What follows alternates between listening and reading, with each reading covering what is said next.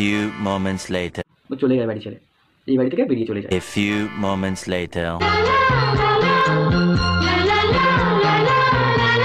A few moments later. ওই মেয়ে ঠিক না, মেয়ে হচ্ছে এক নম্বর ফালতু। A few moments later.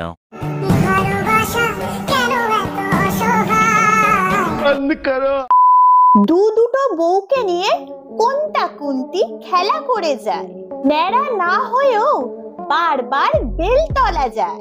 Bangla সিরিয়ালও এদের কাছে হার মেনে যাবে। দেখা যাক শেষে গিয়ে প্রীতমকে কে পাবে।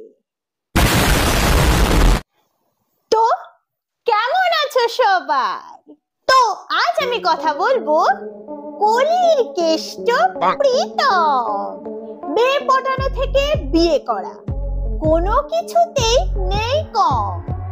প্রীতম কি দুনিয়ার প্রীতম, যার লাভ স্টোরি বড় বড় সিরিয়ালকেও হার মানিয়ে দেয়। কেন? আরে বাবা দাঁড়াও দাঁড়াও, আগে গল্পটা তো শোনো, তাহলেই বুঝে যাবে। এই সময় কম, শুরু করো। প্রীতম ভালোবেসে বিয়ে করে দিশানিকে। প্রীতম যখন বিয়ে করে তখন তার বয়স ছিল 17 বছর 11 মাস বয়সে আমি বিয়ে করি।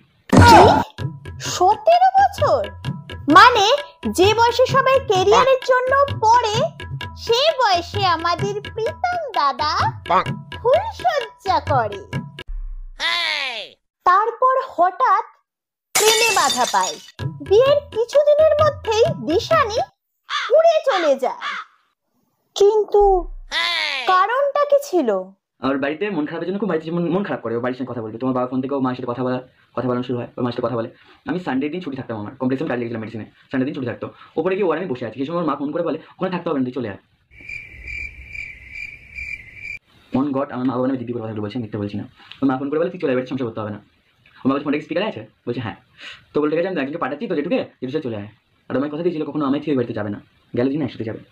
তো গাইস ভাবিনি কখনো চলে যাবে সেদিন কেউ।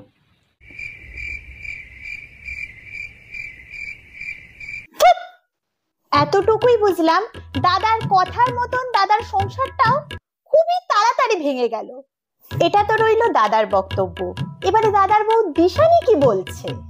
যদি আমি সত্যি মানুষ হয়ে থাকি, তাহলে আমি আজকের পর এই নাম আমি নিজেও তুলবো না। সত্যি তো, যে মানুষটা এত বাজে করেছে সেই মানুষটার নাম আর কেন মুখে তুলবে? প্রীতম দাদার জন্য বড্ড খারাপ লাগছে।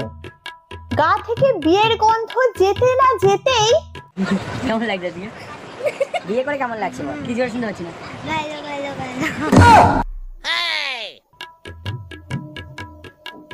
আবার বিয়ে? প্রীতম দাদার দ্বিতীয় বউয়ের নাম রিমি।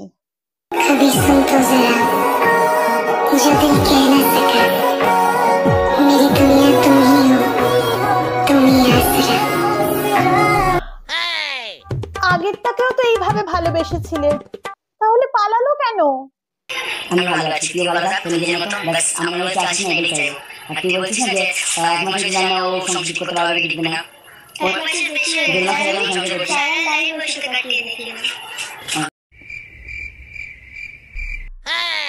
যাক, কথাগুলো শুনে ভালো লাগলো।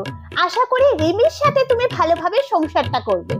বিয়ে করনি কেন এখনো পর্যন্ত?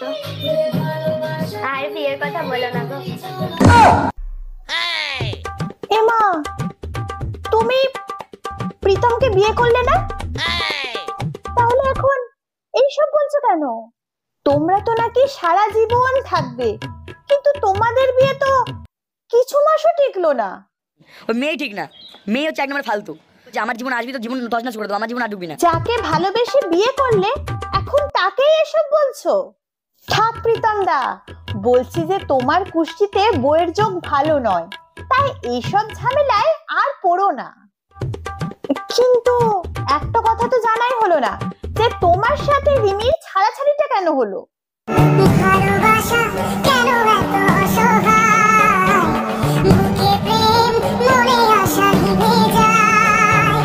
বাবা, এ তো বলছিল যদি মানুষ হয় তাহলে প্রীতমের নামই নেবে না আর মুখে। কিন্তু মুখে তো দূরের কথা, এখন তো চিটে গেল ডাইরেক্ট বুকে। ইস, এইসব দেখার পর রিমির জন্য আমার খুব কষ্ট হচ্ছে। আমাকে তো জ্বালানোর জন্য বিয়ে করেছিল কাউকে একটা। মানে দিশানিকে জ্বলানোর জন্য রিমিকে নিয়ে এলো, এবারে রিমিকে জ্বলানোর জন্য আবার দিশানিকে নিয়ে এসেছে। মাথায় খারাপ হয়ে যাবে। দিশানি যখন শুয়ে আছে প্রীতমের বুকে মাথা দিয়ে, রিমি ম্যাডাম তখন ব্যস্ত তার নতুন বয়ফ্রেন্ড নিয়ে।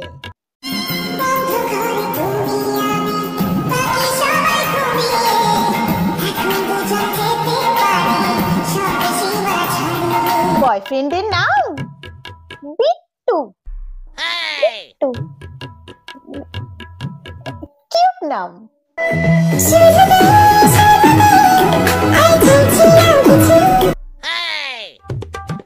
এ তো রিমির বয়ফ্রেন্ড, তাহলে দিশানির সাথে কি করছে? মানে এ কি দিশানিকে চেনে? তোকে আমি বলছি, তুই আমার সঙ্গে যে যুদুরবুদুরগুলো করেছিলি সেখানে তোকে কেউ বলেনি, তুই তোর নিজের ইচ্ছাই করেছিলি। এবং আমি তোর সঙ্গে যেগুলো করেছিলাম, মানে রিলেশনশিপ বল, যাই বল, ব্লা ব্লা ব্লা, সবগুলো কিন্তু আমি নিজের ইচ্ছাই করেছিলাম। মানে ব্যাপারটা হলো প্রীতমের এক্স ওয়াইফ রিমির কারেন্ট বয়ফ্রেন্ড ছিল দিশানির এক্স বয়ফ্রেন্ড। হ্যাঁ,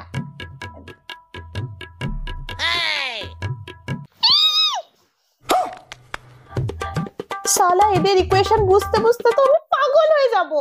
এবারে এত কিছু চলছে যখন, তখন রিমির মা পিঙ্কি পাল, যার এক্স জামাইয়ের মতোই হাল, মানে দুটো বিয়ে।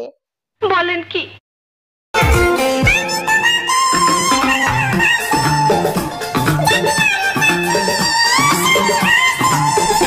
বলছি যে কাকিমা, এইসব না করে এবারে একটু নিজের মেয়েকে নিয়ে ভাবো। তোমাদের এইসব রাসলীলা দেখতে দেখতে তো আমরা পাগল হয়ে যাব। শেষে দুটি বৃন্তের একটি কুসুম, মানে প্রীতমদার কাছে একটা কথা জানতে চাই। বলছি যে এত তাড়াতাড়ি কিভাবে প্রেমে পড়ো? তোমার যদি বেশি এনার্জি থাকে তাহলে একটু ভালো কাজে খরচা করো।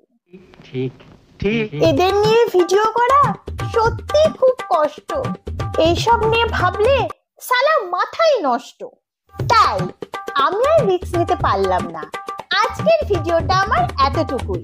আমার ভিডিও যদি তোমাদের ভালো লেগে থাকে, then guys do like, share, comment and subscribe. আর নিজে হাসো, সবাইকে হাসাও। নিজে ভালো থাকো, সবাইকে ভালো রাখো। Okay guys, then take care, tata.